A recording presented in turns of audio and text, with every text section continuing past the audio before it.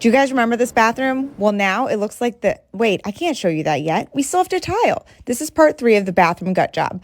Now that we have the shower all waterproofed, it's time to get tiling. I started by installing this Schluter edge piece, which allowed me to have my tile have a nice smooth edge to it. You'll notice I'm still using the unmodified thin set that I used on the Curdy board, and I'm still smoothing and notching it with a 1/4-inch trowel. The only difference is when you mix the thin set to install the tile, you want to make it just a little bit thicker, a little bit more like frosting than when you were doing the Schluter Curdy band. To answer the question you've all been wondering, these tiles are the Stella in blush. They're a 2x8 from MSI. You'll notice I'm using these plastic spacers. I personally didn't love the spacers I used. They kept falling out, so I'm not going to recommend them, but they were 1/8 inch spaces. You can remove the spacers 30 minutes after hanging the tile. I wanted my niche to have a little bit of an accent to it without having a different tile in the back, so I used these marble tile pieces that I found at Lowe's. After what seemed like forever, it was finally time to grout. I'm using an unsanded grout, and the color is Avalanche. When you're grouting tile, you really want to push it in between each tile. You want to go at a diagonal so that you don't catch your grout float on the corners and dig into your grout lines.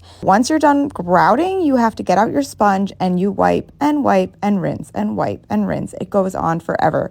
You want to get as much of the grout haze off as possible because once it dries, it's much harder to remove. The final step in tiling the shower was adding a bead of silicone between the ceiling and the top of the tile. Like and follow so you don't miss part 4 or the big reveal.